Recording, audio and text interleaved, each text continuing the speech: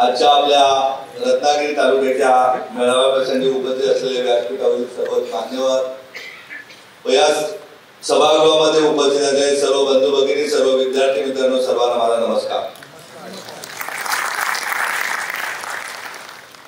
3 मार्चला आपल्यातील बहुतांशी बांधव भगिनी तिथे कार्यक्रमाला होते. आम्ही आपल्याला आवाहन केलं होतं तर आपण जेवढे विद्यार्थी द्याल तेवढ्या विद्यार्थ्यांना 10वी 12वी झालेले, ग्रॅज्युएट झालेले त्यांना नोकऱ्या देण्याचं काम मी करेन. आणि जेवढ्या विद्यार्थ्यांना डॉक्टर व्हायचे, आता बघायचे आपण एका डॉक्टर ताईच्या वडिलांना मदत केली की ज्यांना डॉक्टर व्हायचे ते इयत्ता 9वी पासूनच विद्यार्थी ज्यांना IIT ला जायचंय ते इयत्ता 9वी पासूनच विद्यार्थ्यांची जिजाऊकडे तुम्ही पाठवून द्या. त्यांना बनवले, त्यांनी बघितलेली स्वप्न पूर्ण करण्यासाठी मी काम करेन. परंतु दादानो ताईनो तुम्ही मीटिंगला येता, इकडच्या ऐकता, तिकडून सोडून देता. ज्याप्रमाणे व्यासपीठावर बसलेले सर्व सन्मानित, त्याप्रमाणे तुमचाही सन्मान करण्यासाठी जिजाऊ तुम्हाला एक संधी देते. तुम्ही आजच्या दिवशी मनाशी ठरवा का आपल्या जिल्ह्याचा, आपल्या तालुक्याचा, आपल्या गावचा विकास आपल्याला करायचा आहे. आपल्या बरोबर छत्रपती शिवाजी महाराजांच्या मातोश्री जिजाऊच्या नावाने जिजाऊ स्वतः आपल्या बरोबर आहे. परंतु आपल्यालाही पुढच्या वर्षी या व्यासपीठावर बसण्याची संधी मिळाली पाहिजे. त्यासाठी काहीतरी करणे आपण गरजेचं आहे.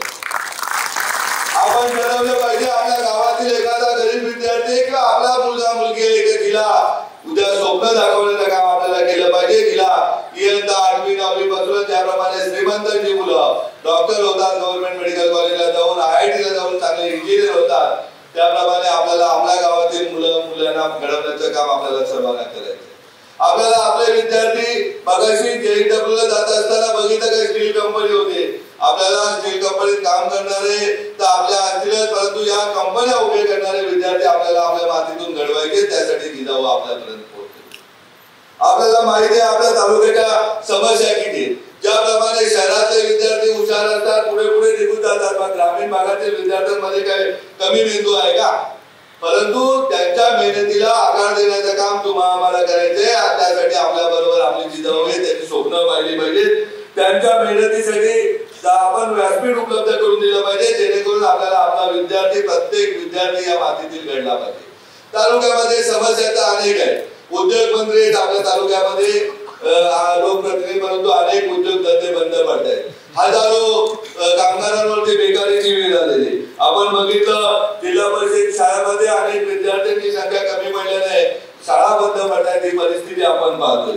त्याचबरोबर घरच्या जबाबदारी असल्याने 10वी 12वी नंतर विद्यार्थ्यांना शिक्षण सोडावं लागतं. कारण खायला अन्न असेल किंवा गरिबी असेल तर विद्यार्थी शिकणार कुठे? बांधवांनो भगिनींनो, मी अगदी जबाबदारीने सांगतो, एकही विद्यार्थी शिक्षणापासून वंचित राहणार नाही. आणि वंचित न ठेवण्यासाठी जिजाऊ आपल्यापर्यंत पोहोचले. प्रथमेश असतील, केदार असतील, माडवकर साहेब असतील, यांच्यापर्यंत तुम्ही पोहोचा. आमचा एकही बांधव उपाशी राहणार नाही. कारण त्याच्या उपाशी राहण्यासाठी त्याच्या मुलाला शिक्षण सोडायला लागणार नाही. याची जबाबदारी मी आपल्याला करतो. आपल्याकडे पैसे कमावण्याचा भस्मासूर झालेले एखाद्या पदावर बसल्यानंतर डॉक्टर बाबासाहेबांची राज्यघटना माणूस विसरून जातो. आपण विसरून जातो किती पैसे खाऊ आणि किती पैसे नको खाऊ या बेतात जातोय. परंतु त्या दादांना माझा विनंती आहे की हा पैसा साठवून, कुठलाही पैसा साठवून गोरगरिबाच्या आलेल्या योजनांचा पैसा खाऊन कुठलाही माणूस मोठा होत नाही. जेव्हा गोरगरिबांच्या मुलांना चांगलं शिक्षण देऊ. मगाशी इथल्या सिव्हिल हॉस्पिटलची हकीकत सांगितली, मेडिकल कॉलेजची हकीकत सांगितली. या समस्या दूर करण्याचं काम कोणाचे दादा आहे? ज्यांच्यावर आपण विश्वास ठेवतो ते प्रशासन आणि लोकप्रतिनिधी काम आहे. काही इथे 150 जर डॉक्टर पाहिजे असतील, 100-125 डॉक्टर पाहिजे असतील तर 125 डॉक्टर उपलब्ध करून देणे काम हे इथल्या लोकप्रतिनिधी आणि जिल्हाधिकाऱ्यांचे मी तुम्हाला जाहीरपणे सांगतो. आपण बघतोय मागच्या वेळेस मी मागच्या सांगितलं होतं, एखाद्या नागरिकाला रक्त लागलं तर कोणाची तरी चिठ्ठी आणा मग रक्त मिळतं. केदार प्रथमेश तुम्हाला सांगतोय, रक्तदान शिबिर घ्या. रक्तपेढी इथे शासनाची नसेल तर आपल्या रक्तपेढ्या निर्माण करा. परंतु आमच्या कुठल्याही रुग्णाला रक्तासाठी दगावता कामा नये. ही जबाबदारी आपल्या सर्वांची आणि ती जबाबदारी स्वीकारण्याचं काम तुम्ही आम्ही करू. आपल्याला माहिती समस्या काही एका झटक्यात नाही होणार. परंतु दादानो ताईनो सांगतोय काही येत्या 3 वर्षामध्ये 9च्या 9 तालुक्यामध्ये चांगल्या CBSE शाळा आपल्या या रत्नागिरी जिल्ह्यामध्ये गरिबांच्या मुलांना, शेतकऱ्यांच्या, शेतमजुरांच्या मुलांना उच्च शिक्षण देण्याचं काम आपले जिजाऊ करेल. त्यासाठी चांगले शाळा गृह बांधून चांगल्या प्रकारचे शिक्षकांची नेमणूक या जिल्ह्यामध्ये करण्यात येईल असं आपल्याला जाहीरपणे सांगतो. ज्याप्रमाणे पालघर ठाण्यामध्ये जिल्ह्यामध्ये ज्या समस्या आहेत त्या समस्यासाठी जिजाऊ लढत होती, आता आपल्याकडे ठामपणे 12 महिने 24 तास जिजाऊ आपल्या कार्यासाठी कार्यरत राहण्यासाठी तयार झालेले आहे. परंतु आपलाही एक हात पुढे द्या. आता अंगावर फाटलेले कपडे, आपल्या पाचवीला पुरलेली गरिबी, हे सगळं आपल्याला आम्हाला दूर करायचंय. शासन दूर करेल तेव्हा करेल. परंतु ज्याप्रमाणे मगाशी सांगितलं की नीटचं शिक्षण, मगाशी खंडाळ्याला असताना तिथल्या संस्थेने मागणी केली. मी सांगितलेले की येत्या गणपतीपर्यंत तिथे जेई नीटचं शिक्षण सुरू होईल, कॉमर्सचं शिक्षण सुरू होईल. ज्या ज्या तालुक्यामध्ये आपण मागणी कराल किमान 200 विद्यार्थी तरी द्या. जेई साठी 200 विद्यार्थी द्या, नीट साठी द्या. त्या विद्यार्थ्यांना घडवण्यासाठी मुंबईवरून शिक्षकांची इथे रवानगी करण्यात येईल आणि ते शिक्षण थांबवून या आपल्या भागातील प्रत्येक गावागावातले विद्यार्थी डॉक्टर कसे होतील, इंजिनियर कसे होतील, स्पर्धा परीक्षेच्या मार्फत अधिकारी कसे होतील. जसं सांगितलं तर जर आपला कलेक्टर असता तर उद्या बिल्डर लोकांवर किंवा इतर नागरिकांवरती कोस्टल गार्डची जी नेमणूक केलेली त्याच्यामुळे त्रास होतो, तो त्रास झाला नसता. अशा प्रकारे प्रत्येक त्रासाला पासून आपल्याला मुक्त व्हायचंय. तर आपल्याला आपल्या मातीतील जिल्हाधिकारी इथे बसला पाहिजे. तो राजकारण्यांच्या हातावर राहणारा नसेल, तो या मातीतील असेल. त्यातल्या प्रत्येक नागरिकाच्या गरजांची, त्या अडचणींची त्याला जाणीव असेल आणि तो प्रामाणिकपणे काम करेल हा विश्वास तुम्हाला मी देतो. त्यासाठी अजिबात मनात आणू नका का आता भाषण झालं का मी विसरून जाईल. मागच्या भाषणामध्ये मी बोललो होतो खंडाळ्याच्या कार्यक्रमामध्ये की तिथे महिलांच्या हाताला रोजगार देईल. येत्या 8 ते 10 दिवसामध्ये तिथे महिलांना ब्युटी पार्लर क्लासेस, शिवण क्लासेस किंवा इतर विविध प्रकारचे क्लासेस जे ठाणा पालघरमध्ये सुरू आहेत, साबण बनवणे, अगरबत्ती बनवणे किंवा ज्या ज्या सौंदर्य प्रसाधने जेणेकरून दादाच्या बरोबर ताईंनी 2 पैसे कमावले पाहिजे, ती सर्व क्लासेसची व्यवस्था आम्ही खंडाळ्यामध्ये करतोय. आपण सांगाल त्या त्या तालुक्यामध्ये त्या त्या भागामध्ये आमच्या भगिनींनाही रोजगार देण्याचं काम करू. मला येताना काल परवा कार्यकर्त्यांशी बोलत असताना चर्चा ऐकायला भेटल्या का अनेक या तालुक्यामध्ये ठेकेदार आहेत ते कोणाला तरी घाबरून मग पुढे यायला बघत नाही सामाजिक कामाला. माझे त्या सगळ्या ठेकेदारांना विनम्र आव्हान आहे. मी एक ठेकेदार, मी तर लोकसभा लढवली.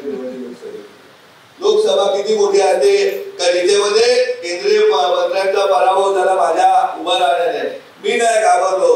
एखादी एकच छोटी गोष्ट लक्षात ठेवायची, आपण तर सगळेजण झोपडीत राहणारे लोक आहोत. जेव्हा एखादा महालात राहणारा माणूस आपल्या मागे आपल्या झोपडीला जर काठेवर दगड फेकण्याचा प्रयत्न करेल तर पहिला दगड आपण त्याच्या महालावर फेका. कधीच कुठल्या माणसाला कोणाच्या घरात काही तेव्हाही सांगितलं, मी आजही सांगतो, नुसते रस्ते गुलगुलीत करून आपला रत्नागिरी नाही, रत्नागिरीच्या शाळा सुधारल्या पाहिजे. रत्नागिरीच्या इंडस्ट्रीमध्ये इथल्या स्थानिक कामगारांना रोजगार मिळाला पाहिजे. तो कायद्याने तरी बंधनकारक आहे. इथल्या कंपन्यांचा CSR फक्त लोकप्रतिनिधीच्या संस्थांना जाता कामा नये, ते इथल्या आरोग्य व्यवस्थेसाठी, इथल्या शिक्षणासाठी तो कंपन्यांचा CSR वापरला पाहिजे. कारण प्रदूषण आपण बघतोय, लोकप्रतिनिधी राहतात आमच्या मुंबई ठाण्याला, त्यांना पुढे प्रदूषण बघायला भेटतं. इथला जो हाल आणि ऍक्सिडेंटने अपघाताने मृत्युमुखी पावणारा नागरिक हा आपल्या मातीतील असतो, इथे राहणारा गोरगरीब असतो, तर त्याच्यासाठी इथल्या कंपन्यांचा CSR वापरला पाहिजे.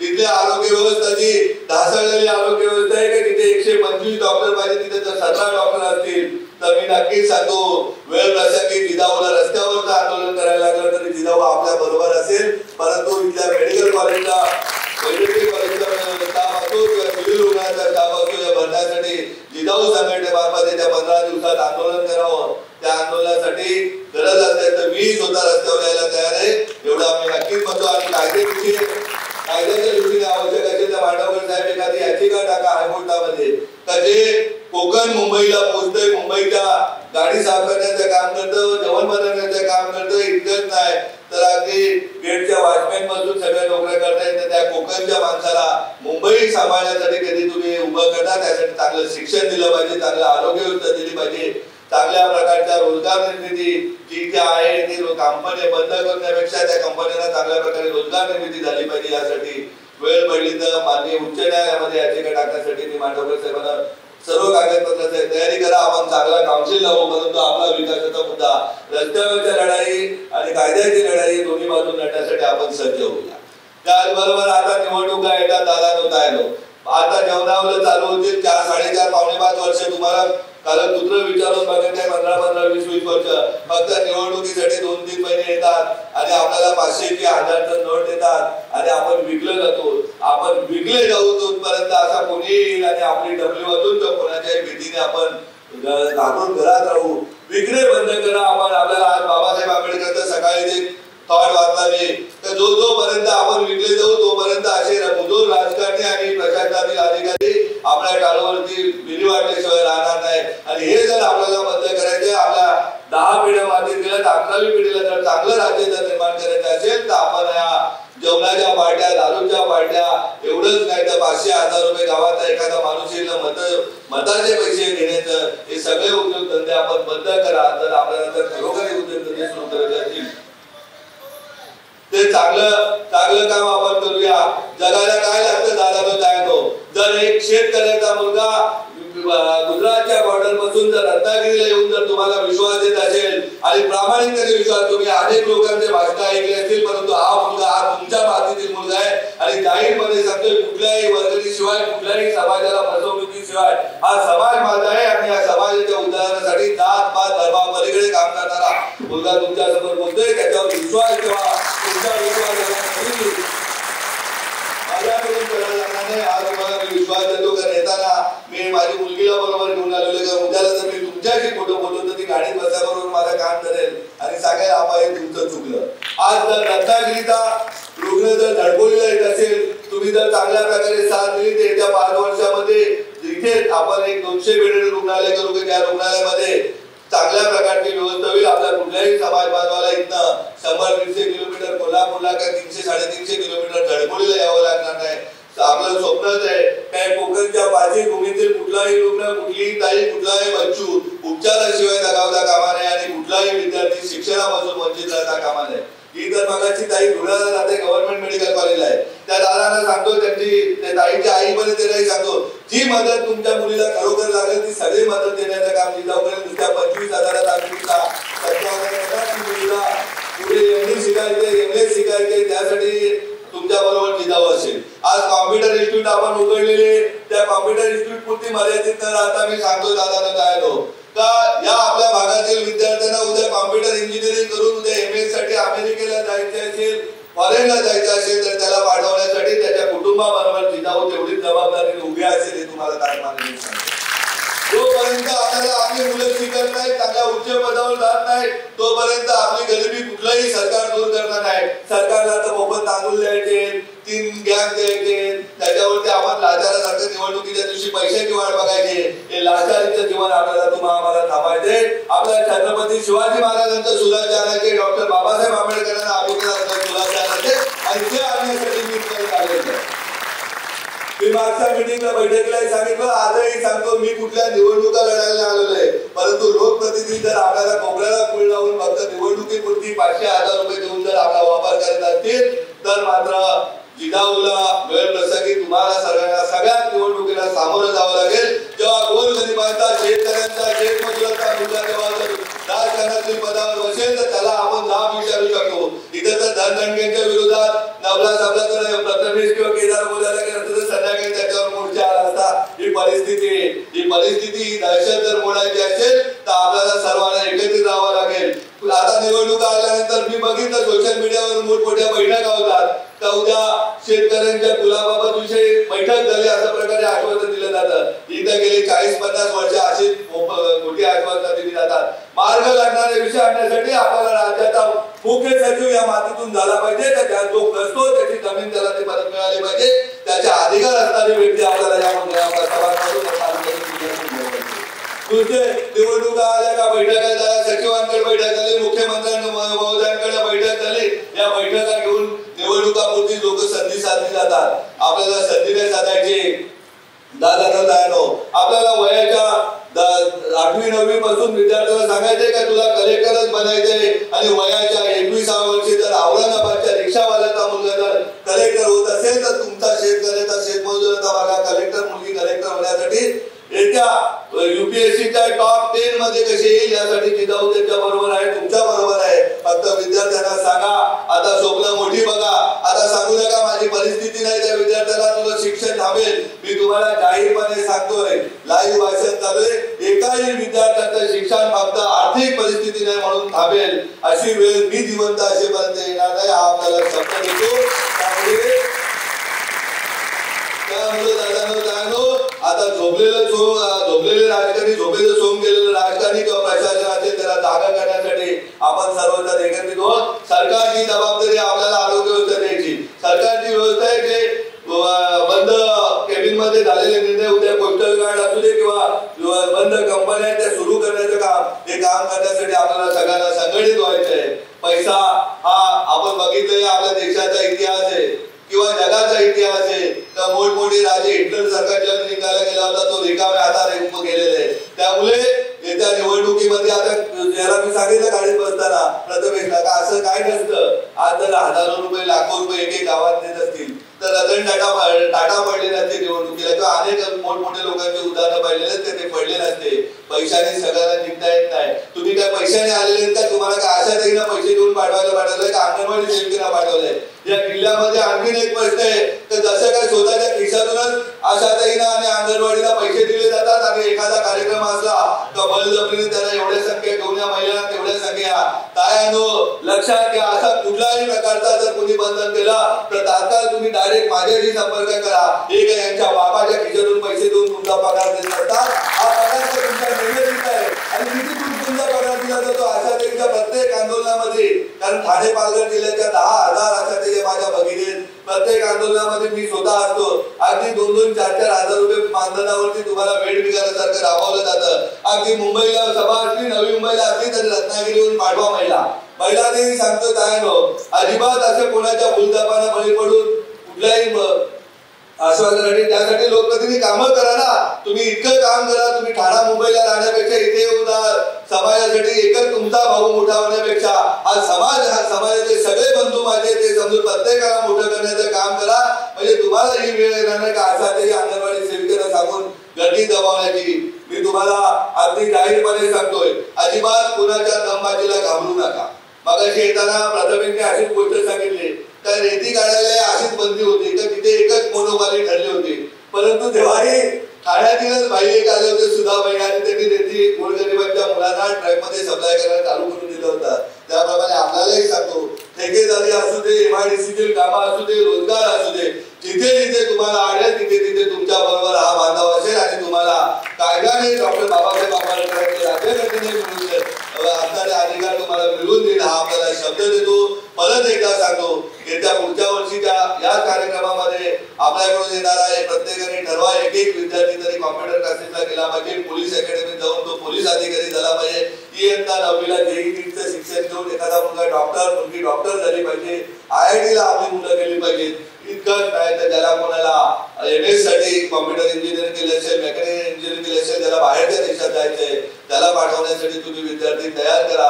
तिथे तुम्ही कमी पडाल, त्याचे पालक कमी पडतील, तिथे त्याचा परिवार म्हणून, त्याचं कुटुंब म्हणून जिजाऊ असेल. हा परत एकदा शब्द देतो आणि प्रत्येकाने एक शपथ घ्या का आपल्यालाही मान व्हायचे, आपल्यालाही मंचावर बसायचे. त्यामुळे गावागावातील विद्यार्थी अधिकारी कसा होईल त्यासाठी आपण सगळ्यांनी थोडेसे तरी प्रयत्न करा. आपल्या नात्यातील मुलं मुली असतील म्हणा, त्यांना शिक्षण देण्याचं काम जे करायचंय आपल्याला, त्यांचं मनोबल वाढलं पाहिजे यासाठी आपल्याला काम करायचंय. तुम्ही तर बघताय तर आपल्या तालुक्यामध्ये, आपल्या जिल्ह्यामध्ये अशी कशी माणसं आहेत की ती उद्या त्यांनी ठरवलं तर ती कुठल्याही पक्षातून निवडून येतात, मतदारसंघ तो जायला. तर त्याप्रमाणे आपणही ठरवा का आपल्याला तालुक्याचा तहसीलदार आपल्याला करायचंय, जिल्ह्याचा जिल्हाधिकारी आपल्याला करायचंय, या जिल्ह्याचा पोलीस अधीक्षक आपल्याला करायचंय. आता 2 विद्यार्थी आपल्या इथे अकॅडमीतून लागले, इथे संदीप सर बसले, परेश सर बसले.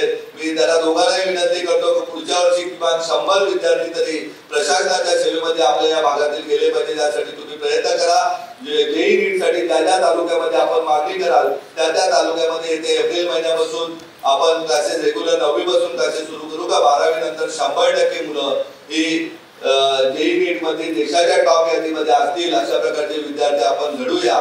आपल्या सर्वांच्या आरोग्याची जबाबदारी जिजाऊने घेतली, त्यामुळे भगिनींनो कुठलाही आजार अंगावर काढू नका. आजाराची थोडी जरी कल्पना आली तरी जिजाऊशी संपर्क करा. ही रुग्णवाहिका आहे, लवकरात लवकर मी ते क्लिनिकही सुरू करतो खंडाळ्याला आणि रत्नागिरीला, जेणेकरून आपल्या कुठल्याही बांधवाला किंवा भगिनीला पैसे नाही म्हणून अंगावर आधार करता कामा नये आणि तिचा मृत्यू होता कामा नये. ही जबाबदारी प्रत्येक माणसाला वाचवण्याचं काम तुमचं आमचं सर्वांचं आहे. त्याचप्रमाणे प्रत्येक विद्यार्थ्याला चांगलं शिक्षण देण्याचं काम तुमचं आमचं आहे. त्यासाठी आपण एकत्रित होऊया. आपण JSWचा प्रदूषण करण्यापेक्षा किंवा उद्या कायद्याने तिथली शाळा या आपल्या स्थानिकांच्यासाठी CSR फंडातून चालत असेल, परंतु आज तिथे 30,000 रुपये 40,000 रुपये घेतले जातात. आपण त्यांच्या घाणीत हात घालण्यापेक्षा आपल्या मुलांना चांगले शिक्षण देऊन त्यांना JSW सगळ्या चांगल्या स्किलच्या कंपन्या उभे करण्याची त्यांच्या पाठीमध्ये ताकद देऊया आणि विद्यार्थ्यांसाठी चांगल्या CBSE शाळा प्रत्येक तालुक्यात आपण कुठल्याही प्रकारच्या वर्गण्या न घेता चांगल्या प्रकारे सुरू करूया आणि नाममात्र शिक्षकाच्या फीमध्ये त्या शाळा चालतील अशी व्यवस्था आपण या जिल्ह्यामध्ये करूया. एवढा आपल्याला शब्द देतो आणि थांबतो. पुन्हा एकदा सांगतो, गुलाम बनण्यापेक्षा आपण मालक म्हणून या देशाचे जगायला शिका एवढी आपल्याला विनंती करतो आणि थांबतो. जय जय महाराष्ट्र. नमस्कार, 3D न्यूज मध्ये आपल्या सर्वांचे स्वागत. 3D न्यूज आता संपूर्ण महाराष्ट्रभर 3D न्यूज मध्ये प्रतिनिधी नेमणूक चालू आहे. तसेच स्क्रीनवरती दिलेल्या नंबरवरती कॉल करा आणि आमच्या 3D न्यूज चॅनलचे अधिकृत प्रतिनिधी व्हा.